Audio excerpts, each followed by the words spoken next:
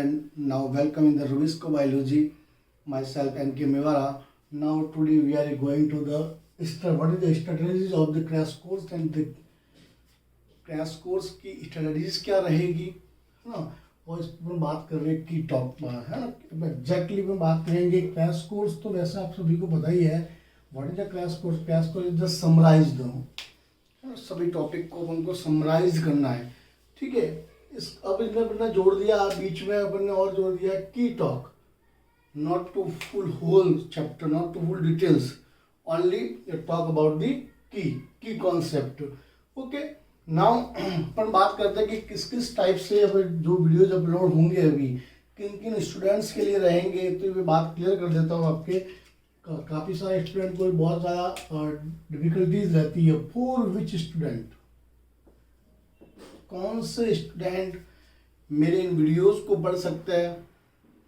Now first, for that English medium student. अब आप कहोगे सर आप बोल तो हिंदी में रहे हो। बिल्कुल, we are living in India, अपन इंडिया के अंदर रहते हैं। तो इंडिया के अंदर भले ही काफ़ी बच्चे इंग्लिश मीडियम स्कूल के अंदर पढ़ते हैं, लेकिन फिर भी समझ नहीं पाते। ये मेरा एक्सपीरियंस शेयर कर रहा हूँ आपके साथ में कि जब तक उनको उनकी local language mean that Hindi के अंदर जब तक समझाया नहीं जाए तब तक इंग्लिश मीडियम के स्टूडेंट भी उसको समझ नहीं पाते। दैट्स द ट्रूथ, ठीक है। काफ़ी सारे स्टूडेंट ऐसे भी होते जो कैच कर पाते हैं, दैट्स गुड।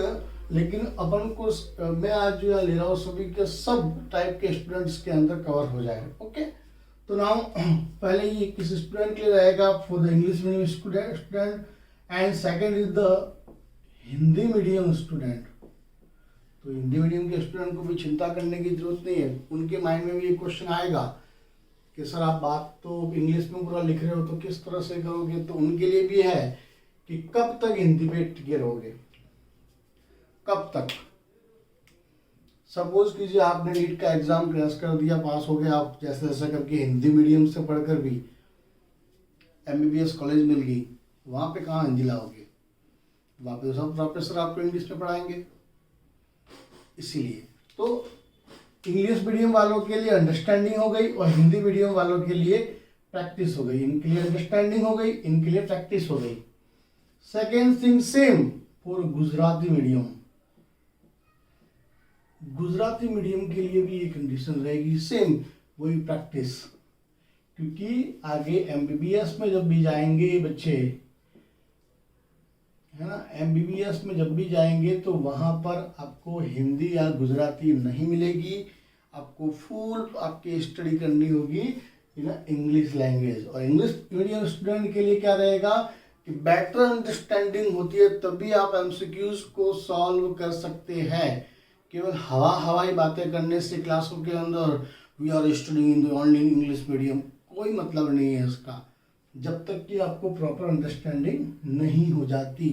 तो ये जो अभी जितने भी वीडियोज अपलोड होंगे वो 3 कैटेगरीज के स्टूडेंट इसके अंदर इन्वॉल्व हो सकते हैं।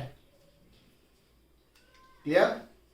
Okay, now next video upload. पर वीक के अंदर कितने वीडियोज अपलोड होंगे, तो मैक्सिमम और मिनिमम दोनों कंडीशन बताता हूं मैं आपको।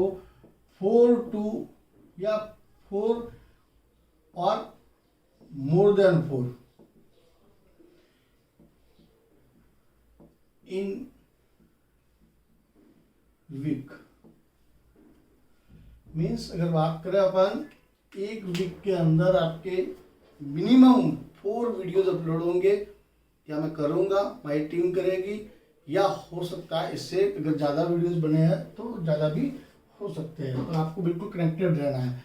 Very very very important, MCQ का क्या करेंगे, जो भी टॉपिक चलेगा XYZ, जो भी टॉपिक चलेगा। सपोज कि डाइजेस्टिव सिस्टम के अंदर अपन बात करते हैं एंजाइम्स की, कि कौन कौन से एंजाइम्स की, तो एंजाइम्स के रिलेटेड जो भी MCQs होंगे,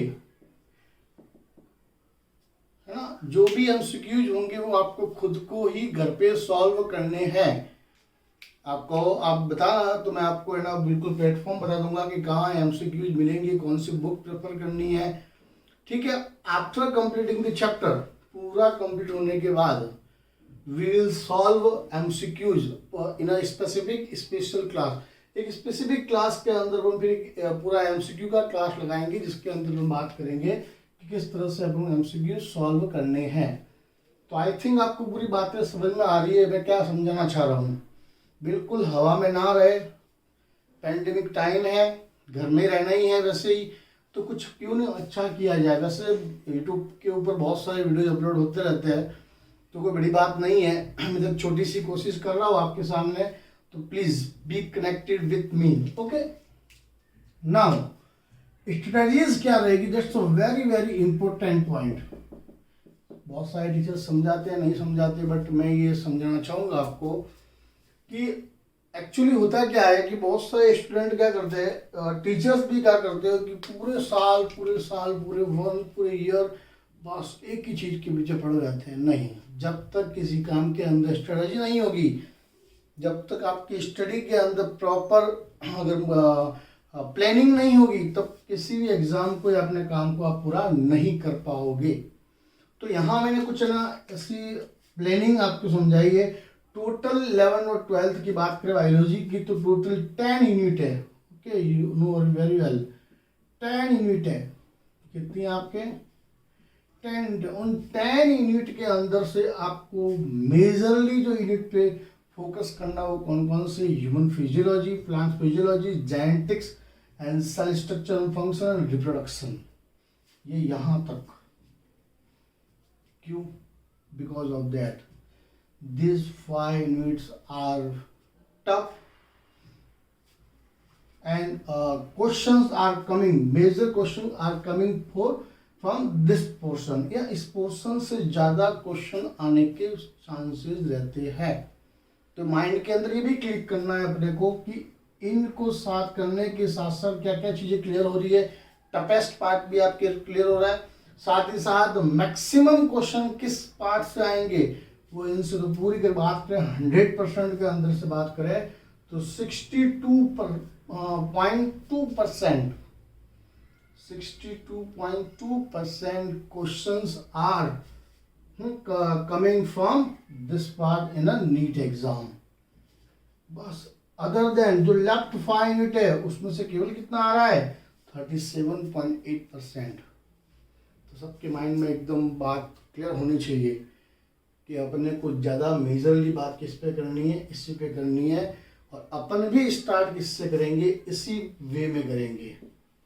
पहले ह्यूमन फिजियोलॉजी लेंगे, now next plant physiology, genetics, cell structure and reproduction, and so आगे बढ़ेंगे। फिर अपन 10 के ऊपर जो आपके लेफ्ट यूनिट से उनकी बात करेंगे। तो ये जो अपन बात किया, ये की टॉपिक है, स्ट्रेटजीज क्या रहेगी, है ना। तो अपन बात करते हैं नेक्स्ट वीडियो के अंदर, मिलते हैं। किसी को क्वेरीज हो तो आप मुझे बता दीजिए इसके अंदर कमेंट बॉक्स में लिख करके ये क्या समझ में नहीं आ रहा है, तो मैं आपको आपस समझाने की ट्राई करूंगा। Okay, now take care.